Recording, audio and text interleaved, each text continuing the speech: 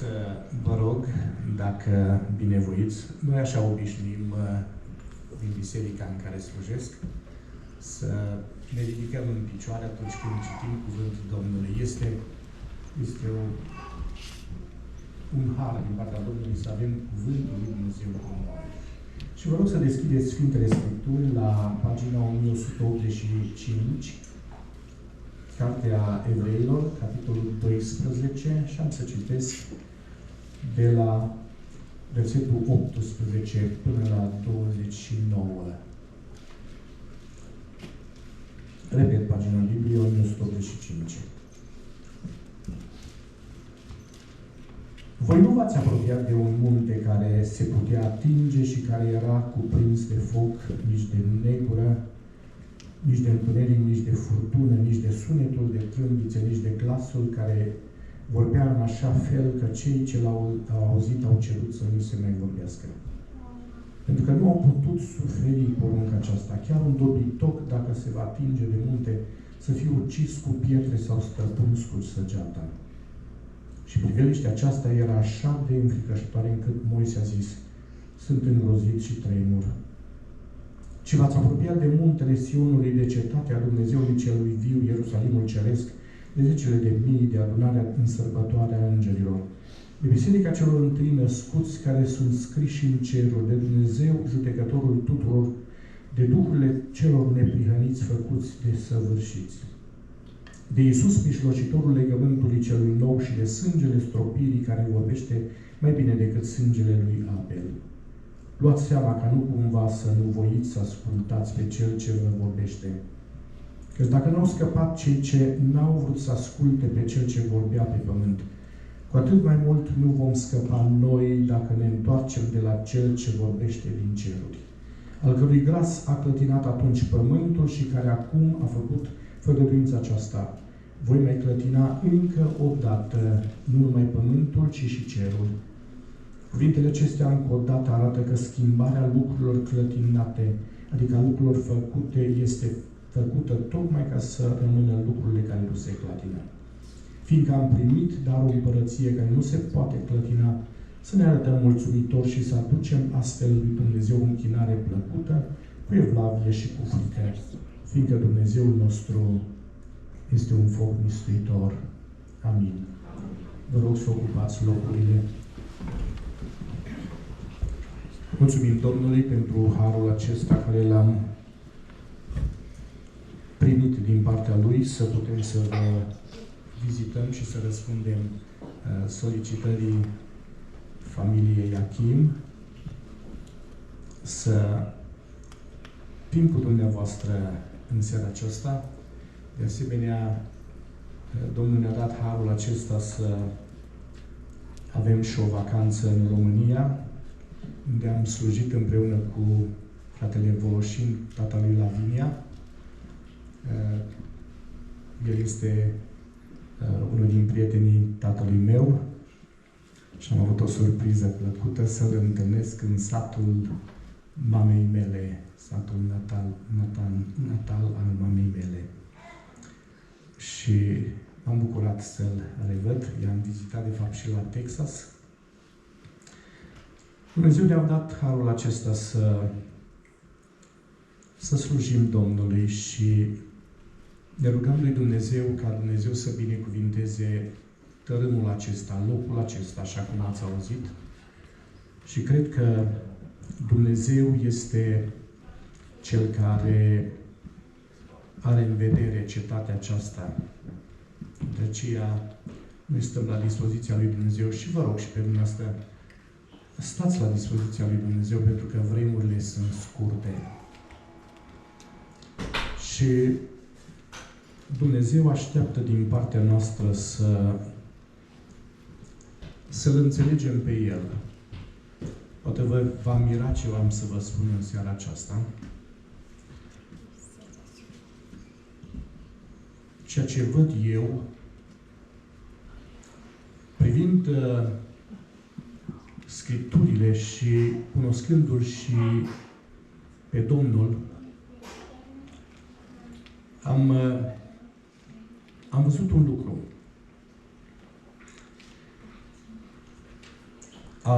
fost o zi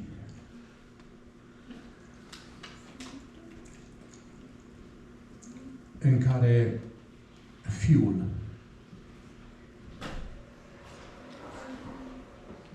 a văzut suferința tatălui.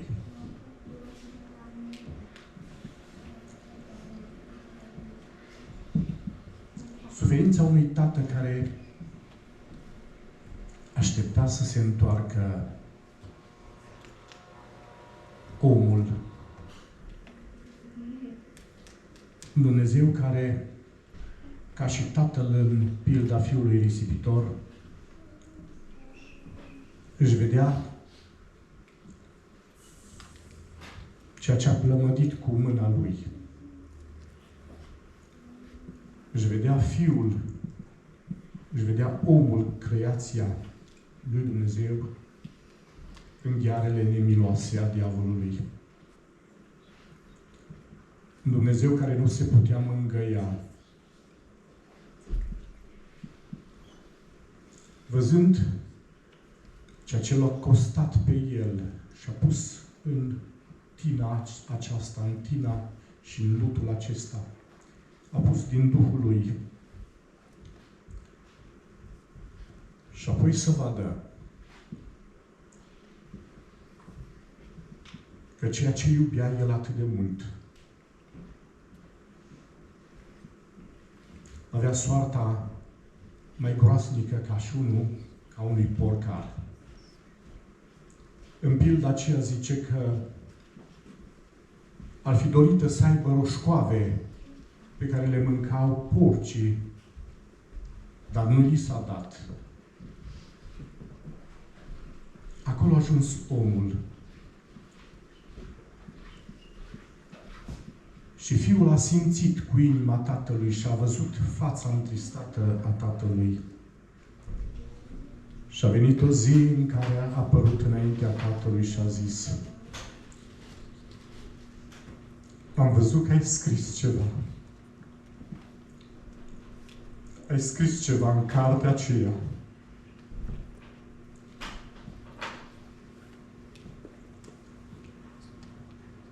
Ai scris despre mine.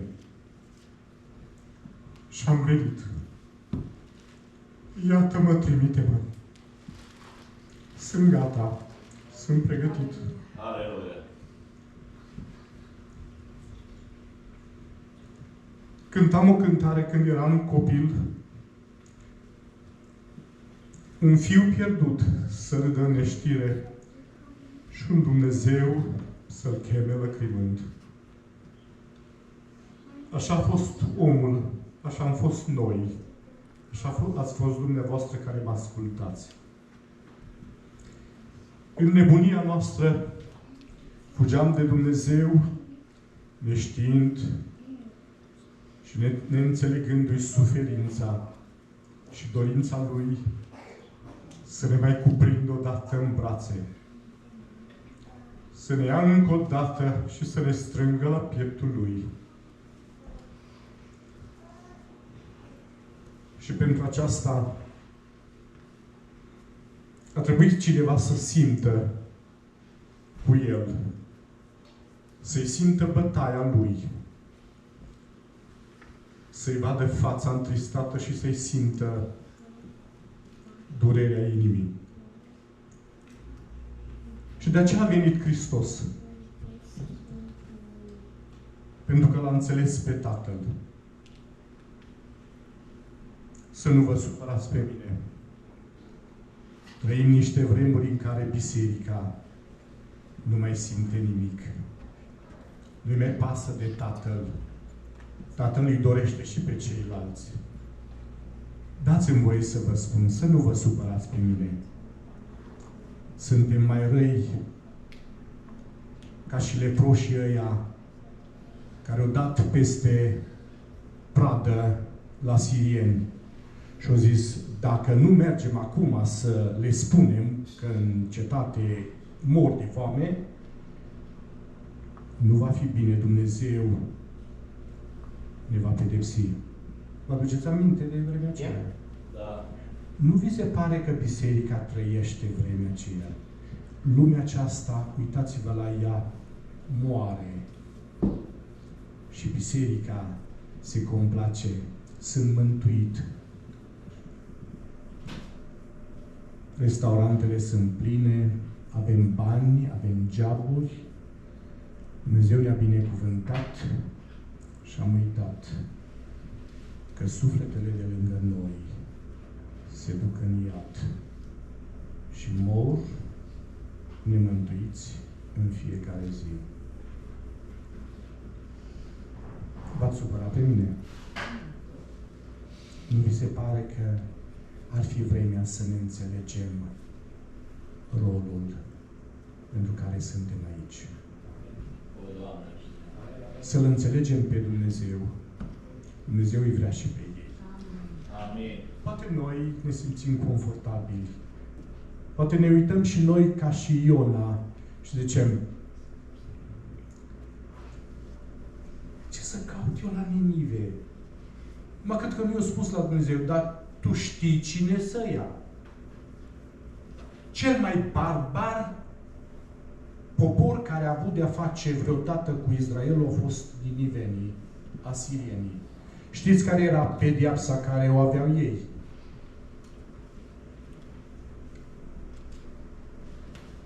Atunci când vreau să-și arate cruzimea, se duceau și luau pielea de pe ei și îi dezbrăcau de piele și lăsau să mănânce the flight, nu? Muștele au fost groasnici. Și de aceea, nu vă mirați că eu n-au zis, mă duc oriunde, dar nu la ei. De multe ori și noi suntem atât de mici la inimă și zicem, ăștia? La ăștia să mergem. Da, la ăștia să mergem. Într-o zi, s-ar putea ca Dumnezeu să-i întoarcă. Aduceți-mi aminte că au zis la un moment dat unul din ucenicii Domnului, ce nu te-au primit. Ce zici să coborâm foc din cer? Și au zis, nu știi de ce duh ești călăuzit. Dumnezeu să ne dea acea inimă să-L înțelegem pe Dumnezeu și să înțelegem rolul care îl avem în lumea aceasta. Și acum, haideți să intrăm mai departe în Cuvântul lui Dumnezeu. Avem înaintea ochilor noștri două imagini. Și textul acesta va argumenta, ne va pune o bază la ceea ce am vorbit până acum. De ce să facem ceea ce trebuie să facem? De ce să facem ce trebuie să facem?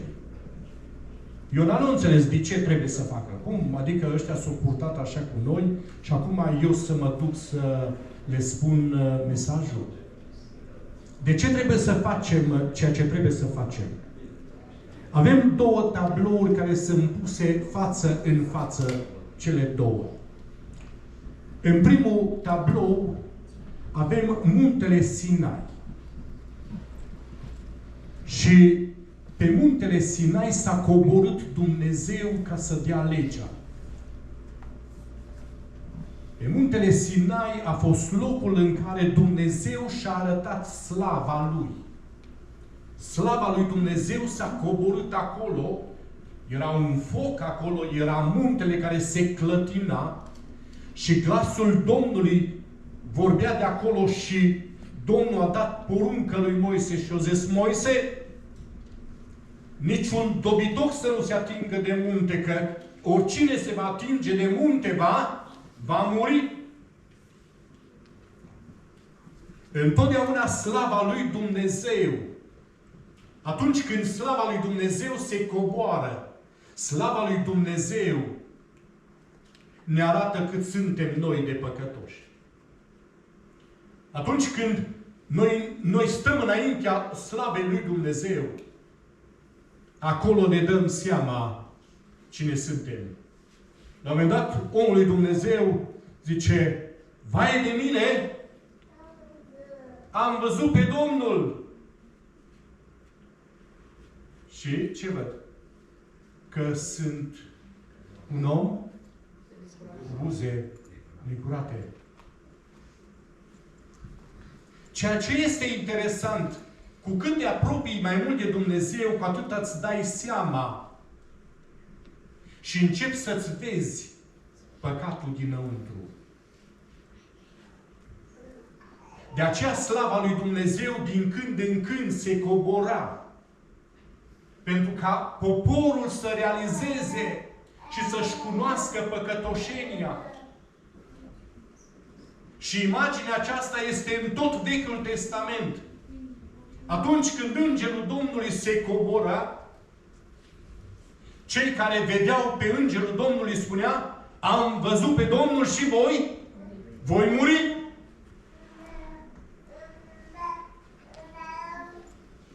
Vă dați seama ce imagine ne arată Vechiul Testament. Tot Vechiul Testament are imaginea aceasta. Slava lui Dumnezeu, păcătoșenia mea. N-am cum să mă apropiu de Dumnezeu. Și Moise, care era omul lui Dumnezeu, care vorbea gură către gură Dumnezeu cu el, la un moment dat, când a ajuns înaintea și în fața slavei lui Dumnezeu, a ajuns să spună: mă îngrozesc, sunt îngrozit.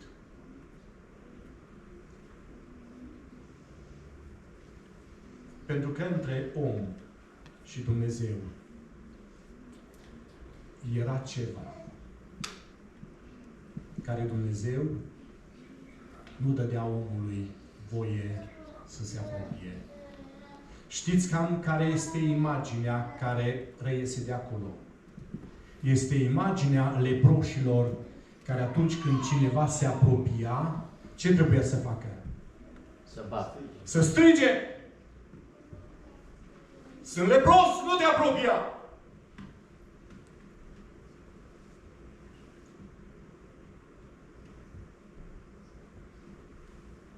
Vă place? Asta este omul.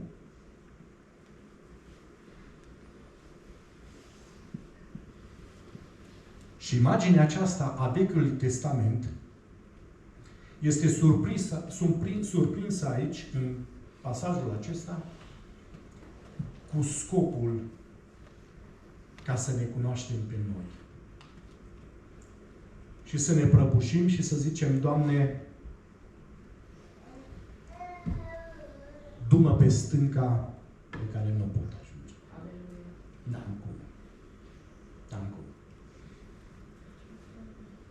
Dacă nu ai tu vreo inițiativă, dacă nu faci tu ceva, n-avem cum să ne întâlnim. N-am cum să fiu pe stâncă. Dacă nu faci tu ceva, fă tu ceva, că eu nu mai pot face nimic. Mă uit la mine și așa cum ziceau oamenii lui Dumnezeu, când Duhul lui Dumnezeu îi cerceta, noi și poporul nostru și părinții noștri și străbunii noștri, noi am păcătuit și suntem vrednici. Suntem vrednici de ceea ce vedeți că se întâmplă. Robie, nenorociri, moarte. Suntem vrednici. De ce? Pentru că suntem păcătoși. Așa că tabloul ăsta e trist, e sumbru, e cenușiu.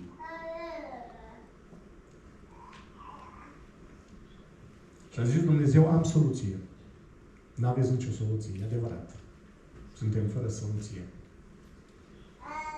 În păcat m-a zămislit mama mea, spunea David.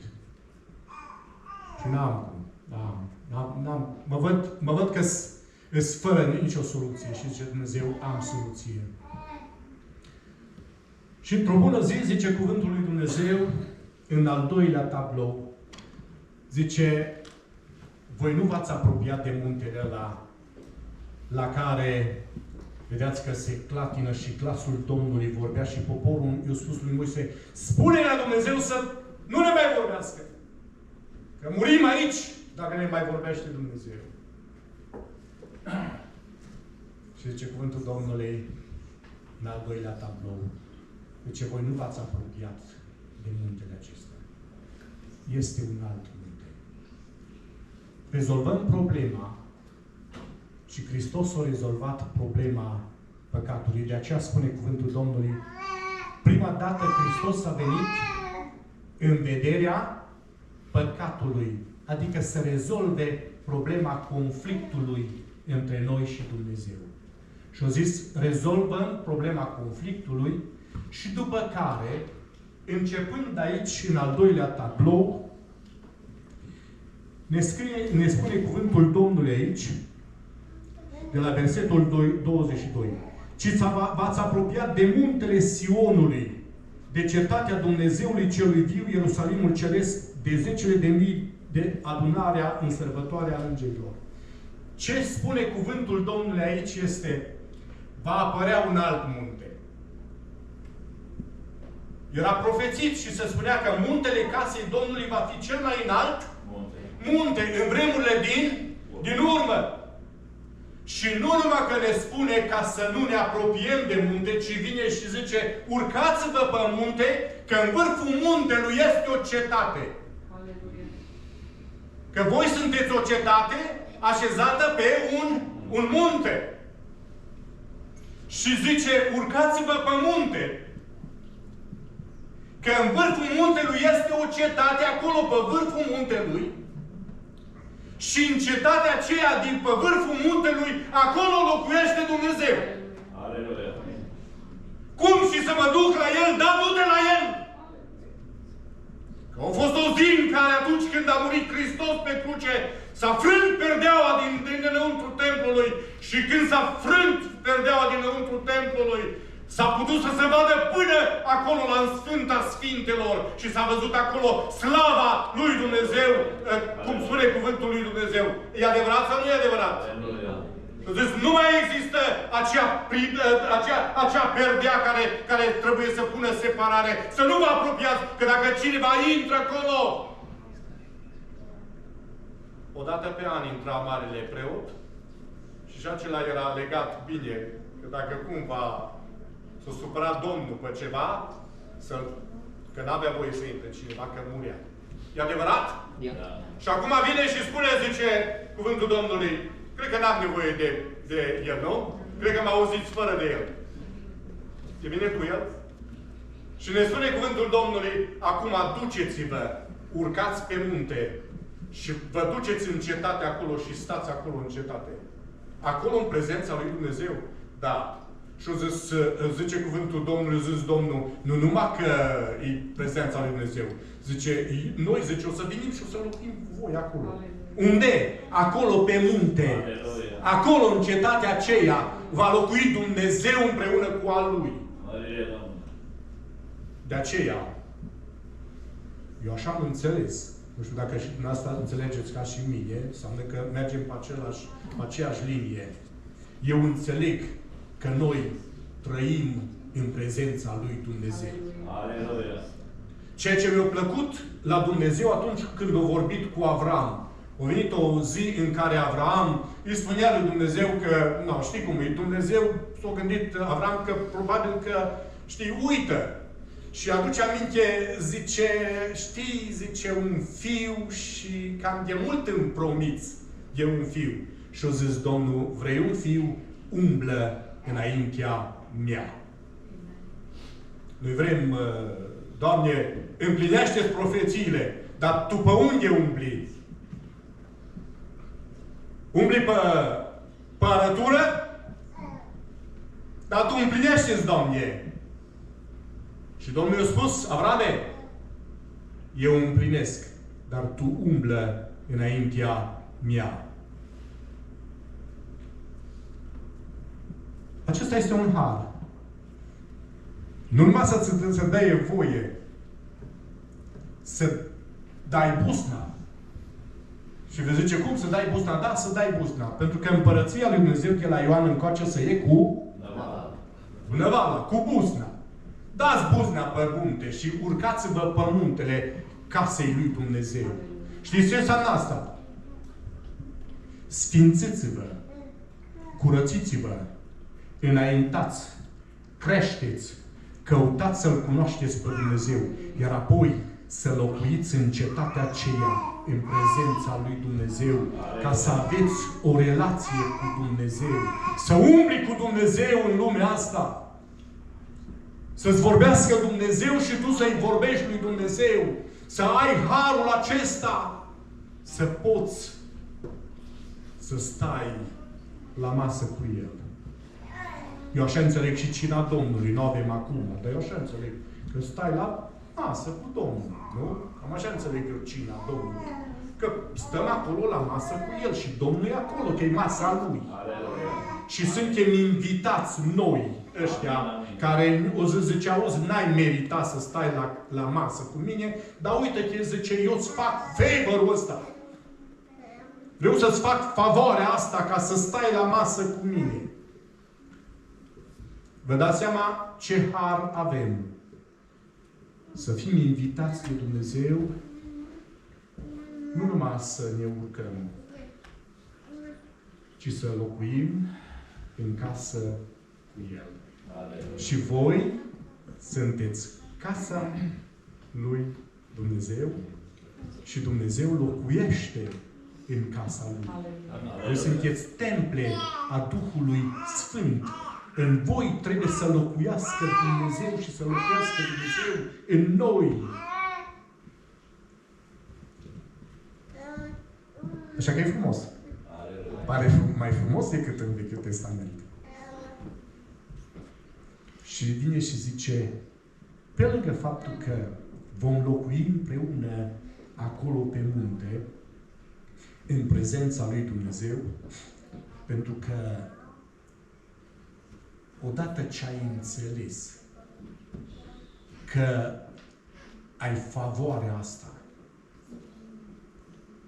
îmi pare foarte rău găsând în Sfintele Scripturi oameni care după ce au avut parte să aibă harul acesta, să-L cunoască pe Dumnezeu și să trăiască în prezența lui Dumnezeu,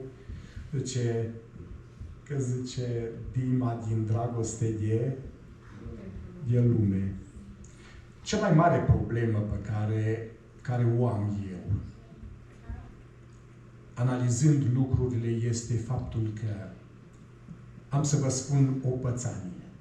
Asta s-a întâmplat în România. Eram pe vremea comuniștilor și am avut un coleg care a fost tare supărat pe mine că de ce eram pocăit. Și mă tănăcăjea și mă tot amără și mă bătjocorea că au zis că noi pocăiți vrem să îi ducem pe ei în rai, în cer, cu forța. Și m-am uitat la el și l-am lăsat să mai povestească poveștile lui și într-o bună zi m-am gândit, hai să-i spun ceva și eu, să-i dau și eu un răspuns. Zic că tu vrei să zici că eu vreau să te duc cu forța în rai. Da, zice, voi, zice, pocăiți, zice, vreți să ne pocăiți. Zic, cer iertare, dar zic, nu cred așa. Atunci s-a uitat așa, s-a șocat un pic, s-a uitat la mine și zic că vreau să spun ceva. Știu că ești căsătorit. E greu să stai lângă o nevastă pe care nu o iubești 40 de ani. Nu? E greu să stai, dacă nu-ți iubești nevasta, e ușor să stai lângă o nevastă pe care nu o iubești. Nu! E un chin! Și zic și noapte să ai pe cineva care să nu-ți placă, să nu iubești. Dar zic, cum ți-aș putea face eu ție răul ăsta să te chem să stai în rai lângă un Dumnezeu pe care nu-ți place de El și nu-L iubești. Și vei fi obligat să stai o veșnicie. Zic că nu te supăra dacă nu-L iubești pe Dumnezeu. Pentru că aici este secretul. Prima poruncă este să iubești pe Domnul Dumnezeul tău. Dacă nu ți drag Dumnezeu. Poate ți dori raiul, dar n-ai cum, că în raiul ăla n-ai cum să ajungi decât numai dacă ești îndrăgostit de Dumnezeu. Amin? Amin. Și zic, nu o să-ți placă. Îmi pare rău că trebuie să spun, dar scrie acolo că după ce ni s-a făcut favoarea asta să locuim în prezența lui Dumnezeu, la unii nu le-a plăcut. O zis Dima, mă duc înapoi în lume. E drept? Așa scrie? Și zice, m-a părăsit Dima. De-a lungul timpului au fost oameni la care nu le-au plăcut pe munte, acolo în cetatea aceea, să stai sub prezența Harului, să stai sub prezența slavei lui Dumnezeu. Și-au dorit să-și facă de cap. Și atunci s-au dus de la Domnul. Haideți, vreau să intru la al treilea tablou. Până aici am vorbit de două tablouri. Primul tablou este tabloul acela sumbru, în care slava lui Dumnezeu ne arată realitatea despre noi. Și ne pune în situația disperării și în situația în care să așteptăm intervenția lui Dumnezeu. Al doilea tablou ne vorbește despre favoarea pe care am primit-o ca nu numai să urcăm pe munte, ci să locuim acolo în cetatea aceea. Ce înseamnă să locuim acolo în cetatea aceea? Ne spune cuvântul Domnului că acolo, în cetatea aceea, ne spune cine sunt locuitorii acelei cetăți. Știți cine sunt locuitorii acelei cetăți? Zice, acolo sunt zecile de mii de îngeri. Acolo este toată creația lui Dumnezeu, fie partea îngerilor, fie noi care suntem în biserică, acolo locuiește biserica, acolo locuiește biserica. Că noi ne adunăm la diferite, dar acolo locuiește biserica. Și acolo locuiesc și cei care au murit și au fost desăvârșiți. Noi încă nu suntem desăvârșiți. Și cei care au fost făcuți desăvârșiți și aceia locuiesc tot acolo. Că înaintea lui Dumnezeu și vii și morți, toți sunt vii. Nu știu dacă dumneavoastră credeți. Amin. Dumnezeu nu este Dumnezeul morților, Dumnezeu este Dumnezeul celor vii și oamenii toți sunt vii înaintea lui Dumnezeu, fie că sunt în ziua, fie că sunt în noapte. Cei ce sunt în ziua înseamnă că suntem noi care lucrăm încă. Și cei care dorm, cum i-a zis Dumnezeu lui Daniele, du-te și te culcă și tragi un pui de somn bun, că vine vremea când o să te scoli din nou. E drept? Asta este credința adevărată a oamenilor care sunt în biserică, care îl urmăresc și îl urmează pe Domnul, pentru că ei cred într-o înviere a morților și într-o cetate care într-o bună zi va umplea pământul acesta care îl vedem noi. Amen? Amin. Și acolo, în momentul în care noi intrăm, în momentul în care noi intrăm în biserică, noi intrăm în ordinea creației lui Dumnezeu. Până aici am fost pe contrasens. Știți că mai este unul care nu vrea să se schimbe, e pe contrasens. Știți cum îl cheamă? Lucifer. Ăla nu vrea, Domnule, ăla numai pe contrasens. Și pe contrasens am fost și noi. Și vine vremea când prin Hristos intrăm în ordinea creației. Ne supunem ordinii lui Dumnezeu, care Dumnezeu când a creat lucrurile, fie vorbim de prima creație, fie de creația prin primul Adam sau creația prin al doilea Adam, care este Hristosul. În cele două creații, când Dumnezeu a creat prima creație, o zice, și Dumnezeu a văzut că toate lucrurile sunt bune. Când le-a refăcut, că diavolul după aceea le-a băgat pe contrasens, nu? Prin Adam și prin Eva. când le-a refăcut Dumnezeu a doua creație prin Hristos, îs din nou bune. Și Dumnezeu ne-a pus pe noi în noua creație. Creația care este în ordinea lui Dumnezeu. Așa că e frumos. Dar acum, în creația asta nouă, în Ierusalimul acesta, în cetatea aceasta, aici locuiesc oamenii, îngerii, așa doar o paranteză. Am să vă spun ceva și, da, așa numai ca să... M-a întrebat odată cineva, zice, de ce scrie în Biblie că femeia să aibă un semn a stăpânirii ei din pricina îngerilor? Acum înțelegeți de ce? Pentru că locuim în aceeași casă. Și îngerii să poată să înțeleagă și ei.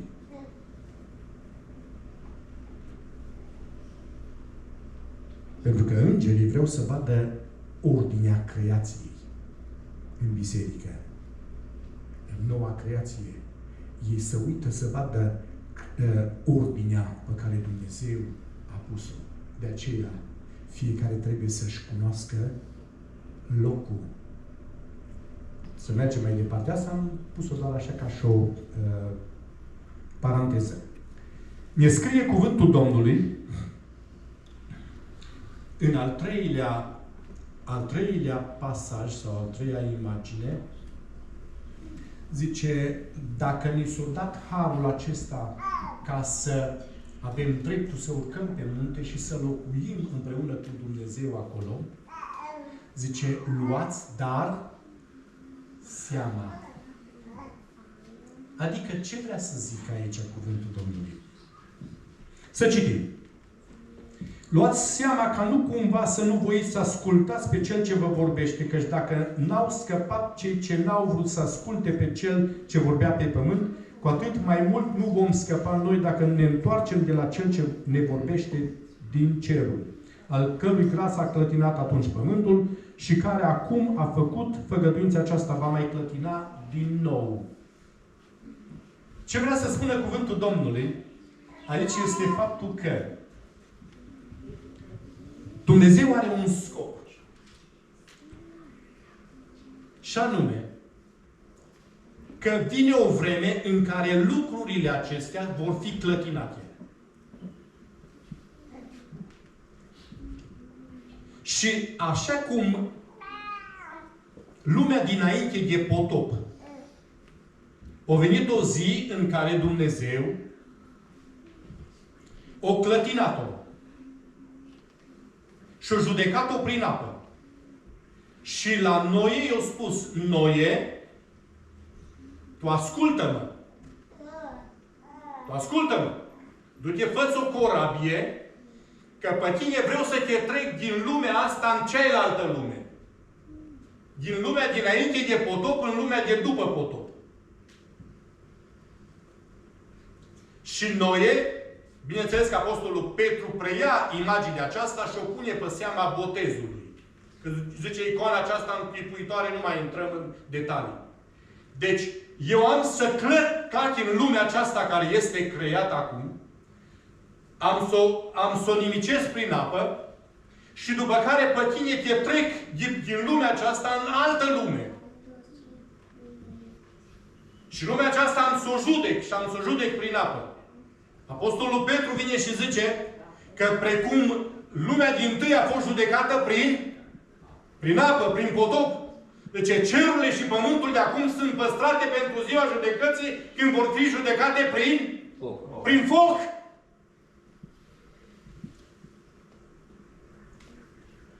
Și vine Domnul și zice, știți de ce pe voi vă fac favoarea asta ca să stați împreună cu mine acolo, în casa aceea. În cetatea aceea și să stați împreună cu mine. Să văd dacă vă place. Să văd dacă mă iubiți. Vreau să vă pregătesc pentru altă lume. Că vine vremea să clătim și pământul ăsta și nu-i departe. Uitați-vă ce se întâmplă. Să miră lumea, nu știe ce se mai întâmplă. Mai este un pic și să schimbă tot. Nu uitați ce vă spun. Nu-i mult. Nu-i mult și se va schimba tot. Dacă mai trăim vreo 20 de ani, s-ar putea să vedem lucruri care pur și simplu să încremenim la ceea ce va veni.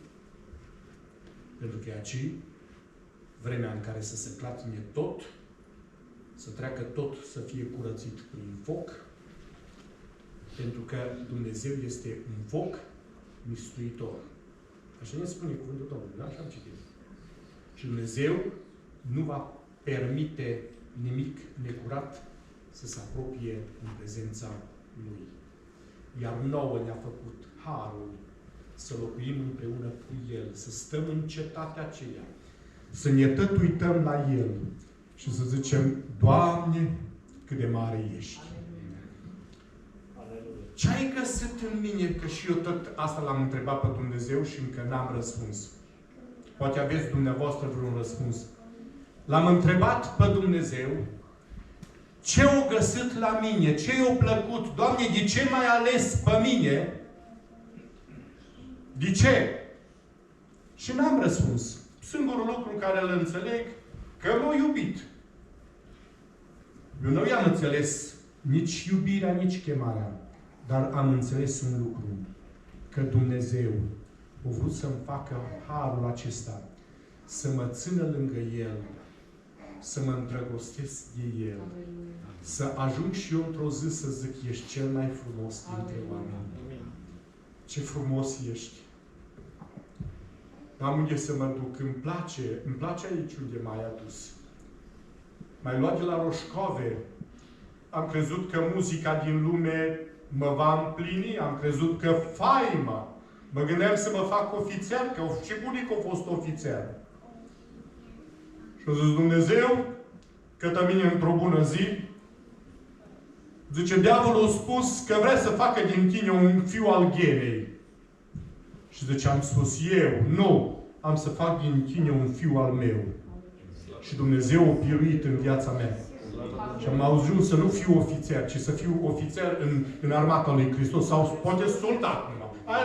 I don't care, nu mă interesează grade, nici funcție. Să fiu în armata lui Dumnezeu înseamnă mult, este harul lui Dumnezeu. M-a luat Dumnezeu și a zis, vreau să fii cu mine. Aleluia. Și să duci Evanghelia până unde vei putea. Și să vorbești despre ce am făcut pentru tine. Și de aceea vă spun, ne-au luat aici și avem un timp în care ne studiază Domnul. Vede dacă inima ne arde după El. Aleluia. E dorul tău, Iisus iubit. În dragostea ta arsă și inima spre răsărit și fața mi se întoarse. Mă uit la unii ca și biserica din Efes.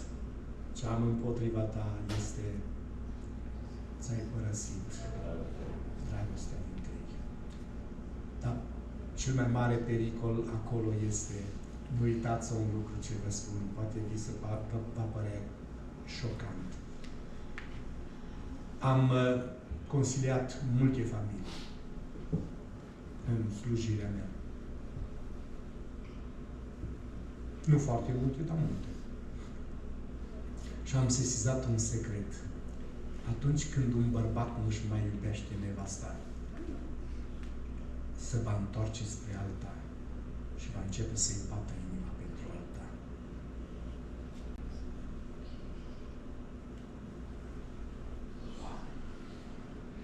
Atunci când biserica din Efes i s-a răcit iubirea față de Hristos, a început să îndrăgostească de altceva. Așa este omul. De aceea vă spun, iubiți-L pe Domnul. Amin. Îndrăgostiți-vă de El. Amin. Că veți avea harul să stați în prezența Lui pentru veșnicie. Este greu testul ăsta, că e testul nostru. Dumnezeu ne pune la probă dacă cu adevărat îl iubim. Ca apoi să zică, hai cu mine. Nu te-ai plictisit 300 de ani, Enoch. Nu te-ai plictisit să umbli cu mine. Nu că îmi place de tine. Nu, hai cu mine în cer și stai și cu mine acolo vreo veșnicie. Că dacă îți place cu mine, și mie îmi place cu tine. Vă place istoria sau povestea asta de dragoste? Asta e povestea lui Dumnezeu și povestea noastră. De aceea, hai să-L iubim pe Dumnezeu. Că în rest, Domnul face minuni și semne și face ce vrea El. Ne spune cuvântul Domnului și aici vrea să închei.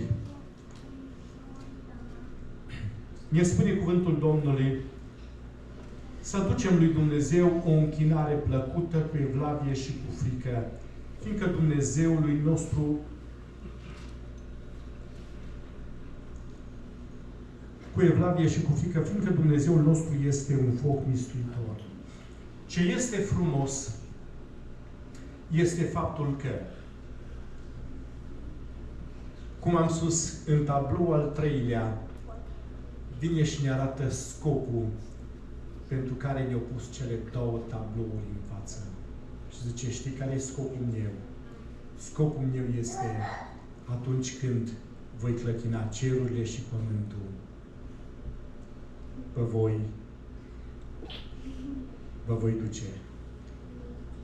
Știți ce spune Apostolul Pavel în Tesaloniceni?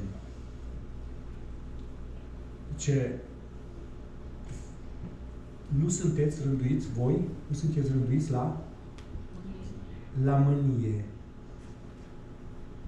Adică, este o vreme în care Dumnezeu își va turna potirile mâniei Lui.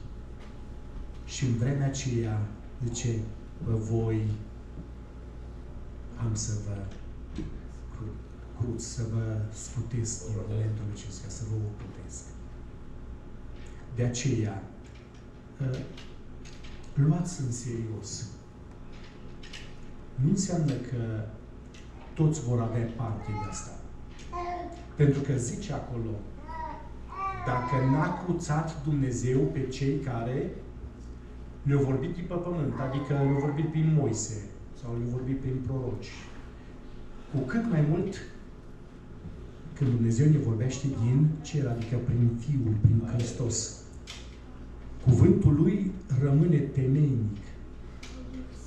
Dar ca să avem parte, să fim scutiți în ziua aceea, noi trebuie să rămânem în ascultare.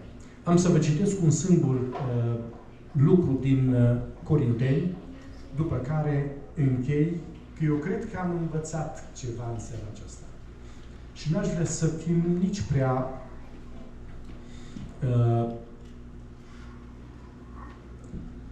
să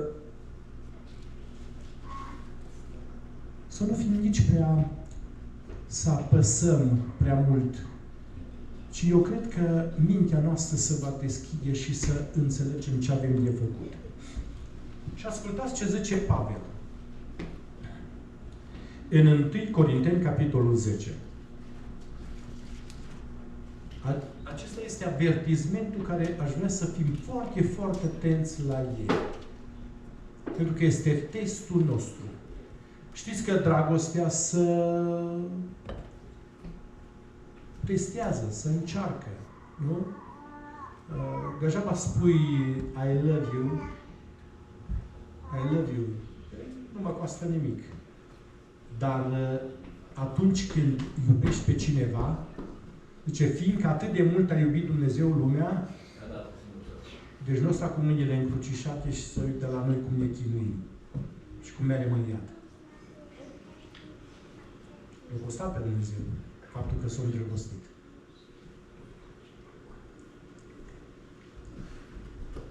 Aici a fost toată cheia.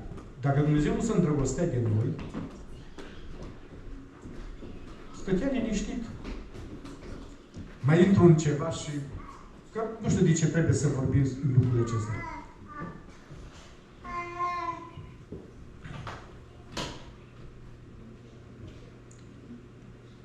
dacă Dumnezeu nu se îndrăgostea de noi, nu-i păsa de noi. Că așa e dragostea. Când te îndrăgostești de cineva, nu mai stai pe loc. Nu mai stai locului, nu mai... Trebuie să faci ceva, nu? De ce? Pentru că iubești. Dumnezeu, dacă nu se îndrăgostea de noi și nu era îndrăgostit Dumnezeu de noi, nu-i păsa Domnului de noi. Aici e tot secretul de ce noi suntem aici în seara asta și de ce noi avem parte de har. Că există două extreme care le vedem în Biblie în dreptul lui Dumnezeu. Unu, că Dumnezeu o ales să se îndrăgostească. El o decis să se îndrăgostească de noi. Și fiindcă El s-a îndrăgostit de noi, zice în Deuteronom, zice, nu pentru că, zice, tu ești un popor mare, zice, a ales Dumnezeu să se alipească de tine, adică să se facă una cu tine. Adică să se îndrăgostească până acolo, încât să se unească cu tine. Să se căsătorească, asta spunea acolo cuvântul Domnului.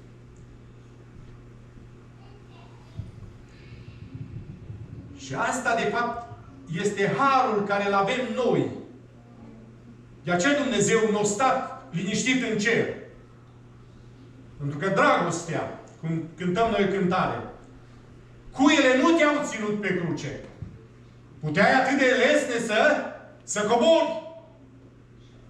Dar dragostea ta pentru omenire te-a țintuit gândindu-te la noi. Și este cealaltă extremă. Când noi suntem extrem de răi, de ce ați merita o bătaie, o mamă de bătaie, dar pentru numele meu. Am în vedere numele meu. De aceea să nu fim nici chiar așa, până când Domnul să zică, am în vedere numele meu. Și închei, spunându-vă, fraților, nu vreau să nu știți că părinții noștri toți au fost sub nor și au trecut prin mare, adică au fost botezați. Cum zicem noi, în Duhul lui Dumnezeu și în apă. Toți au fost botezați în nor și în mare pentru Moise. Toți au mâncat aceeași mâncare duhovnicească și toți au băut aceeași băutură duhovnicească. Pentru că beau dintr-o stâncă duhovnicească care venea după ei și stânca era Hristos. Totuși, cei mai mulți dintre ei n-au fost plăcuți lui Dumnezeu, căci au pierit în pustie. Mă opresc aici. Citiți din asta mai departe. Capcanele în care au căzut. De aceea, scopul pe care îl are Dumnezeu cu noi este să rămânem în ascultare, ca Dumnezeu să-și ducă planul Lui de îndeplinire cu privire la viața noastră și să ajungem acolo unde Dumnezeu a rânduit, și anume în împărăția Lui, care nu se clatină. Să ne treacă Dumnezeu din împărăția aceasta care se clatină și deja începe să e atâta de șubredă încât tătă să clatină din toate temeliile. Vedeți că e ca și ceva vechi care vine vremea să se prăbușească. Și Dumnezeu ne va trece dincolo în împărăția Lui, care nu se clatină niciodată și care este veșnică și a cărei împărat este Hristos Domnul, care va împărăți pentru totdeauna. Amin.